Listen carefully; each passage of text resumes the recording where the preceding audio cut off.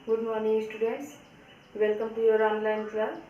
आज हम लोग पाठ 4 माँ का एक कहानी शीर्षक कविता के व्याकरण बोध प्रश्नों को देखेंगे।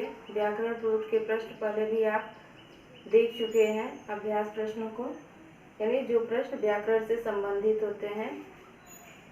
इसमें पहला क्वेश्चन है, समझिए और लिखिए।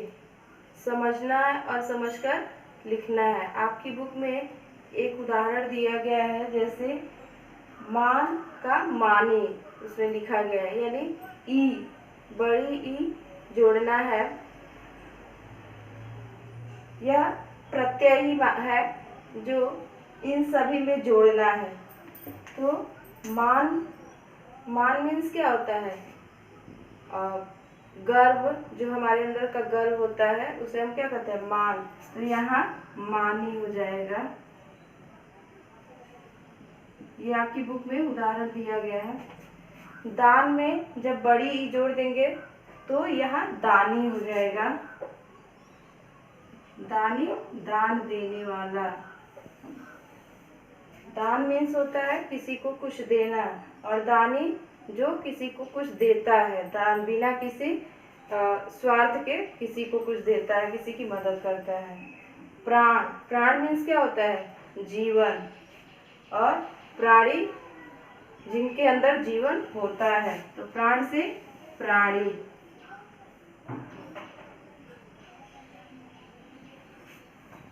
ध्यान, ध्यान मीन्स होता है किसी चीज को बहुत गौर से एकाग्रचित होना। ध्यान मीन्स होता है एकाग्रता, और ध्यानी मीन्स होता है एकाग्र रहने वाला, जो किसी चीज को बहुत ही गौर से देखता हो, गौर से सुनता हो, उसे हम क्या कहते हैं? ध्यानी।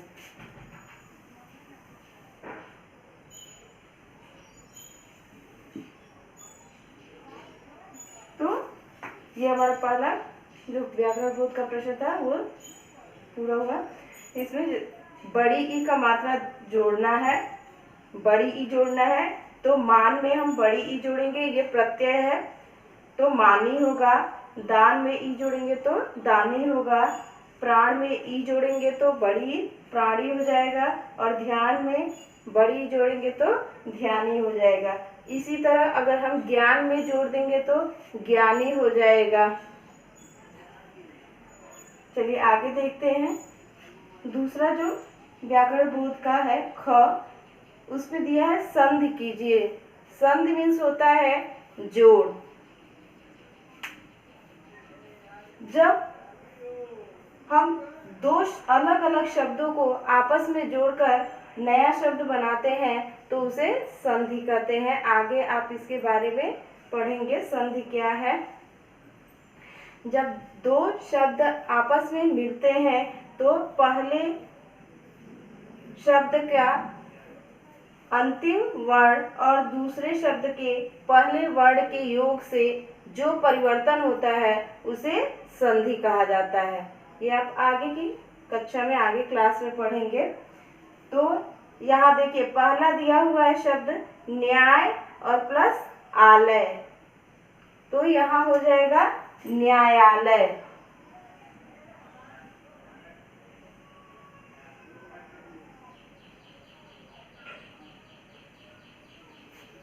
न्यायालय वह स्थान जहाँ न्याय किया जाता है, किसी मामले का उसकी सुनवाई की जाती है, उसे उस जगह को हम क्या कहते हैं? न्यायालय।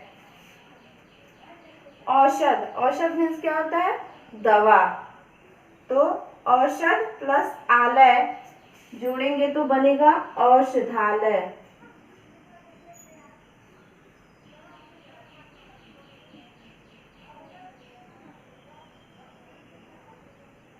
वह स्थान जहाँ पे हमें दवा मिलती है उसे हम क्या कहते हैं? औषधालय।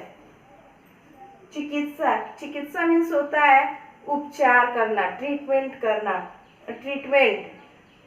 तो चिकित्सा प्लस आलय जोड़ेंगे तो चिकित्सालय हो जाएगा। देखो ये सब में ये जो आ की मात्रा यहाँ अ आ रहा है, न्याय में अ आ रहा है, और यहाँ आ रहा है, दोनों मिल करके यहाँ आ की मात्रा बन गया है, यानी इसमें परिवर्तन हो रहा है।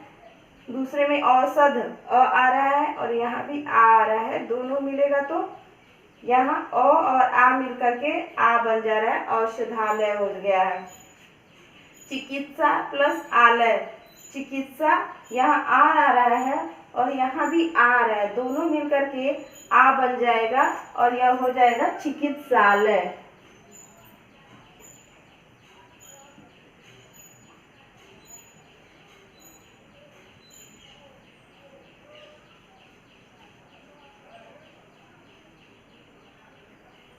चिकित्सालय वह स्थान जहाँ पे किसी रोगी का उपचार किया जाता है, किसी मरीज का ट्रीटमेंट किया जाता है, उसे हम क्या कहते हैं? चिकित्सालय, इंग्लिश में इसे हॉस्पिटल कहते हैं।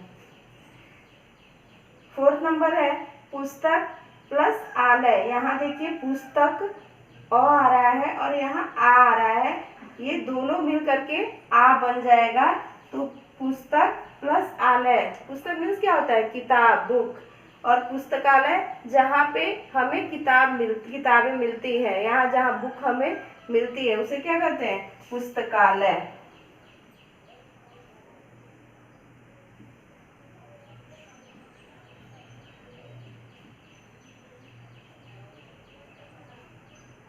इसे इंग्लिश में लाइब्रेरी भी कहा जाता है।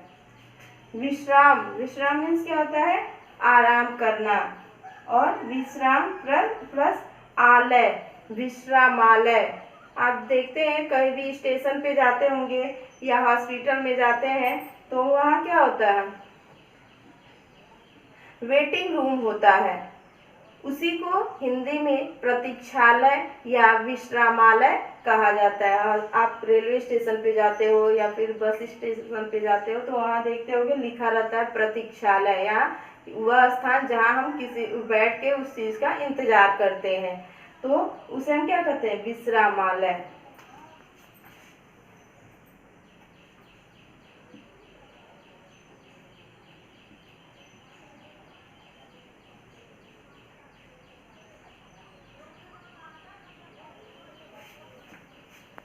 नेक्स्ट आपका है वाचन धन आलय, वाचनालय।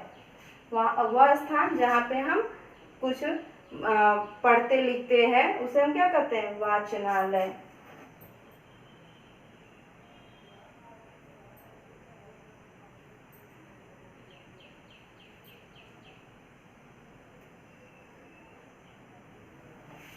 तो यहाँ भी देखिए वाचन में अ आ रहा है प्लस यहाँ आ रहा है, तो हम परिभाषा में पहले ही बताए हैं, पहले शब्द का अंतिम वर्ण और दूसरे शब्द के पहले वर्ण के योग से जो परिवर्तन होता है उसे हम क्या कहते हैं? संधि कहते हैं। तो वाचन प्लस आलय, वाचनालय, अ और आ मिलकर के आ बन जाएगा और वाचनालय हो जाएगा। अब हम इस व्याकरण बोध के अगले प्रश्न को देखेंगे।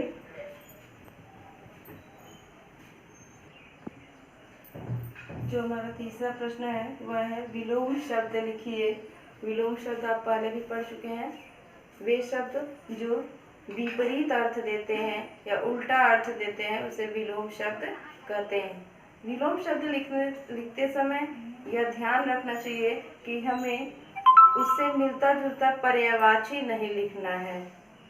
तो जन्म का, जैसे जन्म मीन्स क्या होता है? कोई चीज उत्पन्न होना, तो वह जन्म होता है, तो जन्म का विलोम मरण होगा। हम जन्म की जगह मृत्यु नहीं लिखेंगे क्योंकि वो सटीक नहीं है, हम जन्म का विलोम मरण लिखेंगे, ये सटीक इसका विलोम शब्द है। न्याय, न्याय अभी पहले भी पढ़े हैं। न्याय क्या होता है? किसी मामले के विषय में निर्णय प्राप्त करना, तो न्याय मीन्स का हो जाएगा अन्याय।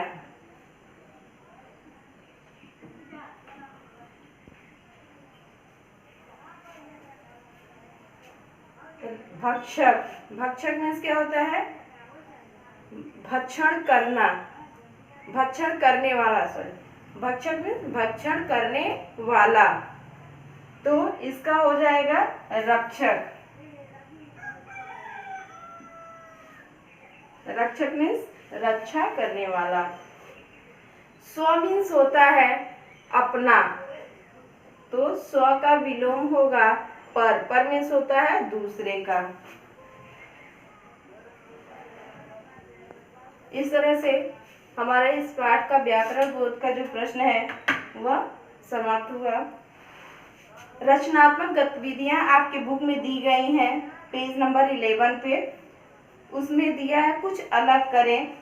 मेरी माँ शीर्षक पर आधारित एक कविता लिखिए और अपनी कक्षा में उसका सस्वर वाचन कीजिए। इसमें दिया गया है, तो आप सभी लोग अपने पेरेंट्स की सहायता से, माता पिता की सहायता से एक छोटी सी 4 लाइन की कविता मेरी माँ शीर्षक पे लिखेंगे। और इसका दूसरा है, देखिए, खेल खेल में ये क्या करते हैं, एक वाक्य में लिखिए। इसमें दिया हुआ है कि कुछ पदों के नाम पद दिए गए हैं, तो वो क्या काम करते हैं इसे आपको लिखना है। पहला दिया हुआ है फर्स्ट, न्यायाधीश। न्यायाधीश सब लोग जानते हैं क्या करते हैं, न्यायालय में न्याय करते हैं। किसी भी मामले का, किसी भी मुकदमे का, किसी विवाद का वो निर्णय करते हैं। वकील किसी भी मामले को न्यायाधीश के सामने रखते हैं, न्यायालय में अपने अपने पक्ष को रखते हैं।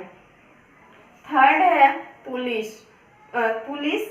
पुलिस क्या करती है, सुरक्षा करती है, समाज में लोगों की सुरक्षा करती है।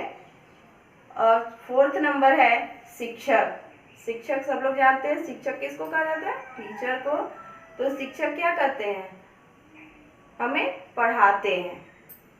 तो इस तरह से ये जो रचनात्मक गतिविधियों में दिए गए हैं, इन्हें आप अपने पेरेंट्स की सहायता से स्वयं अपनी बुक में कर लेंगे।